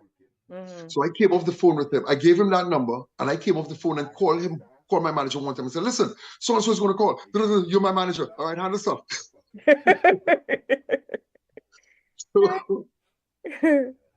So they did call, and then 20 minutes after he called me back, he said, these people for real, they're really interested in Who Let the Dogs Out. And they want us to start to talk some business. I said, okay. So what's the next move? He said, well, we're going to stay in contact with them, and which we did. Long story short, we did. And before you knew it, we were in Manhattan, myself and my manager. We were in Manhattan. My manager at the time, we were in Manhattan. And we had this meeting, and of course, the draft of contracts, and you know, that was such a beautiful meeting. Yeah. And I just go into it briefly. I was sitting there, and he was asking me about my career, you know, just about like briefly, tell me about your career, tell me how much music you've moved, and all that stuff. And I was feeling so proud that, you know, my biggest numbers was 5,000 units. And he rocked back in his chair like this on the 56th floor. You know. Yeah. And he rocked back like this and said, Ansel, just like this, Ansel, if your career is hinged on selling 5,000 copies, you're in the wrong business. And I was like, whoa, like a light bulb came on in my head. He said, when we are promoting a song, we give away more than 5,000 CDs. To the clubs, to the DJs, to every, you know, we sell more than 5 worldwide, you know. He says, so if you are working on, because I was talking so much about Trinidad, you know, you're talking about what, you know, Trinidad. He said, how many people are in Trinidad? I said about, at those days, it's about 1.3, somewhere around there, 1.2, 1.3. Yeah. He said, okay. And he started to break down that math for me, like if he had rehearsed this thing. He said, 1.3 people in Trinidad. He said, now let's minus the younger one, that younger demographic that doesn't have spending power. So let's go 16 and under. That's a big chunk gone. He said, then let's go to the ceiling now. We're going to the older folks. He said, we're going 65 and up. People who are not interested in buying your music and being in the parties and following you. That's the next chunk. He said, let's take out those people who are into religion and church and mosque and temple, and they're not interested in this kind of, you know, secular music. Let's remove them. That's gone. And he just started to dissect this whole thing. He said, let's think about the people who are in hospital, in prison, and what. It's gone. He said, then let's take out the people who don't like you as an artist. That's gone. He says, so you see, you're really down to just about 5,000 people. He says, all that you're doing is to entertain 5,000 people. Your whole effort, your energy. He say, until you realize that there are 7-point-something billion people in the world, then you start to think like an artist. Well, as I walk through the gate and they tell me to get me, I stumble and she. I'm not a man who looks, but the way she stop up and So you also have, so that was 2002, right? Around that time. Then you have Dancing with You, which came about in 2014. Yes. Just give us a brief synopsis of your thought process when you made that song. It's been so long, Dancing with You, I can't, but it's always, like when I write, I am present, I am there. Yeah. You know, I am, and if you listen to the lyric of Dancing with You, it's baby, I don't want to sound rude or suggestive because I know sometimes as men, we could be kind of crude and abrasive. But I'm telling myself, you have a man, you're too cute to be single. And if that is the plan, I'll understand and I won't give you trouble. But I'm hoping that I'm wrong because I played my song and I really want to dance with you. You know, so it's really a conversation, you know, because I remember Prangalang, God rest his soul, Prangalang was saying, he said, people are writing now and you can't, reading and writing go together. That's what we learn in school, you read and write. And if you write something and you can't read it and make it make sense, then what you're writing. So if you listen to all of my songs, even if it's a party song, there is follow, there's format, there's reading, there's making sense. You know, so this particular song was just me being out again in a party environment, and there's this girl, again, a woman, and she's just nice, and I want to dance with her because they're playing my favorite song, and I want to dance. Right? I ain't looking for a wife, just want to dance, you know. And I think that was in a nutshell, that was the thought process behind it. Yeah. Very nice. All right. So here we're playing Dancing with You. Yeah. Dancing with you, dancing with you, dancing with you, dancing with you, baby. I don't want to sound rude or suggestive, no, because I know sometimes as men we can get kind of crude and abrasive, yeah. What a limbs are nature of a man, you're too cute to be single.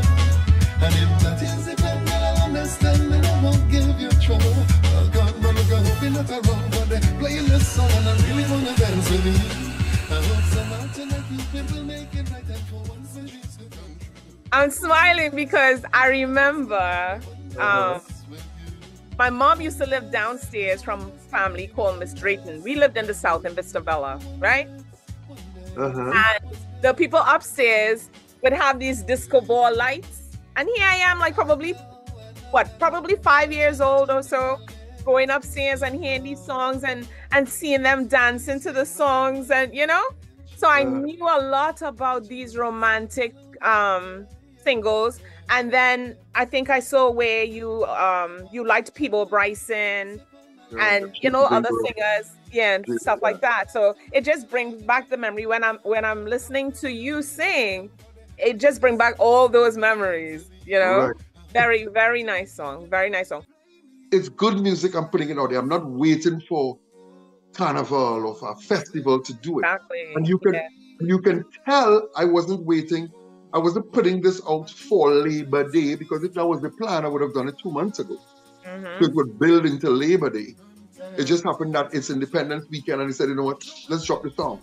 And we drop it for the DJs, and it's going to play. And it's going to play, and it might even take you into carnivals. But to sit and do music, as we started off talking about the gentleman in New York who told me, you're going to take your mind out of that. To sit and do music wholly and solely thinking carnival, that's crazy. Yeah. That's crazy, you know.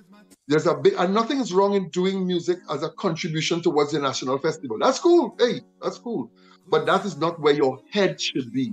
So it starts with the artist. And once we start releasing music right through the year, and after the artist, it moves to the DJs. They have a responsibility too Because you can't be playing the same music that you were playing from November of last year, right through the people will start to think, wait, it only have 10 songs. Exactly. There are thousands of songs. The Yeah. DJs and all, they have a responsibility.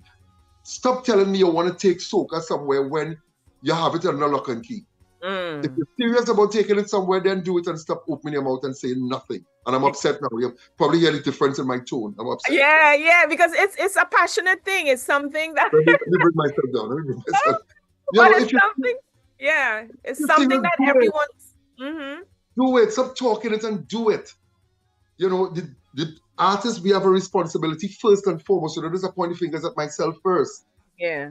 After that, we have the DJs. And once they get on board, corporate will get on board because corporate realize where money is. Yeah.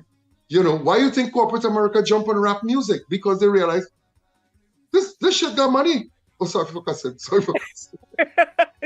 You know, this thing got money in it. You know, so they jump on. Corporate America didn't take rap in its early stage and say, let's pump money into this. No. Rap became big on it was started to grow and people realized this, you know, no, Nike would not look at me and say, I want to give you a sneakers when they never see me run. If I'm running and I'm doing well, they say, listen, we got to sign that guy. He got to wear our sneakers. Because you're showing potential and you're showing them that they can make money from it. Yeah. Got to do the groundwork, the artists, the DJs, you know, and then corporate is going to jump on and say, yeah, this thing is working. But we can't wait to fight up in the carnival season to play 10 songs. Out of 2,000 songs that everybody releasing for carnival. We need to break that mold. And again, I'm not saying do not put out music for your national festival. That's okay. That's patriotic.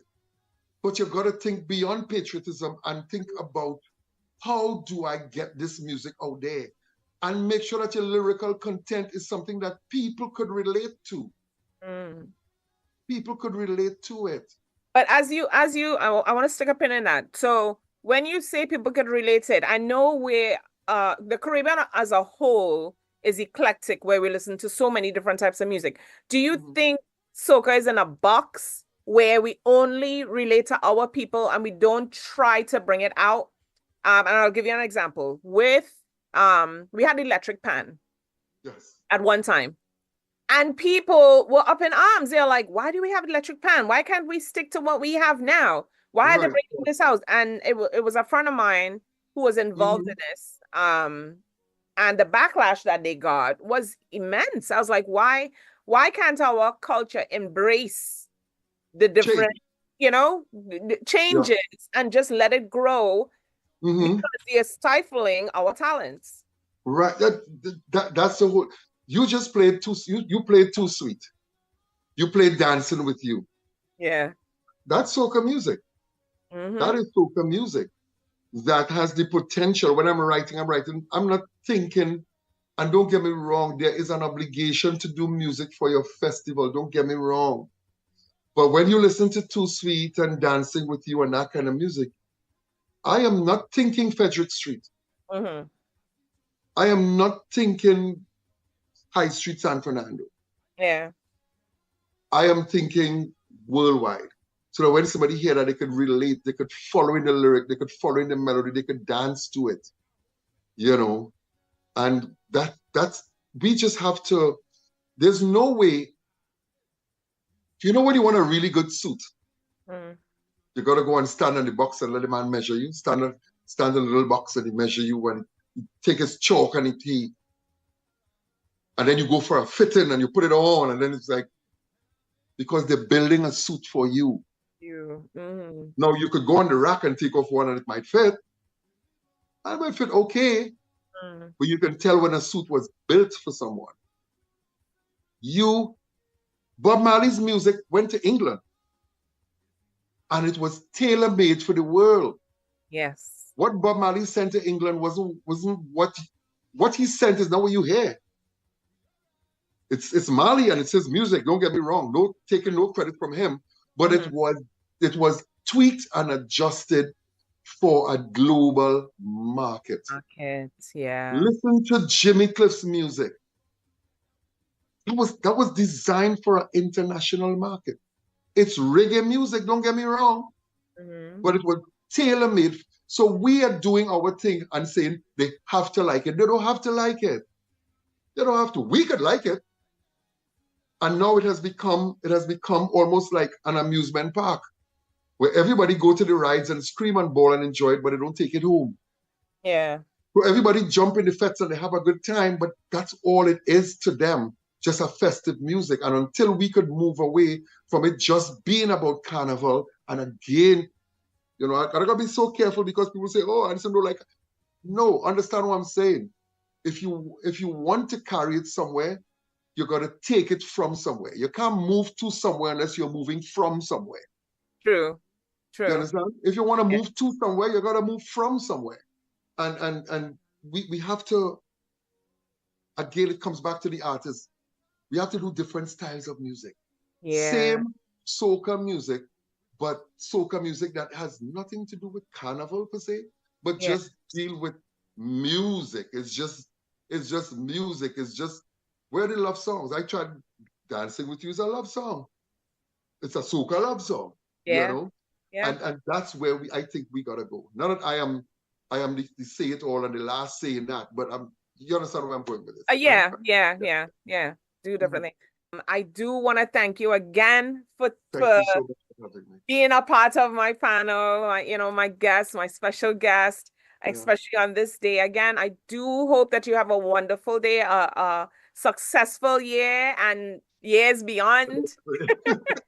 I'm sure we're going to do this again sometime. I'm sure we're going to do this. Of course. I love following up with my guests. My mom sends her hi. She's always my number one fan. So she says hi to you.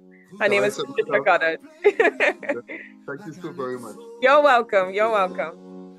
Keep it locked.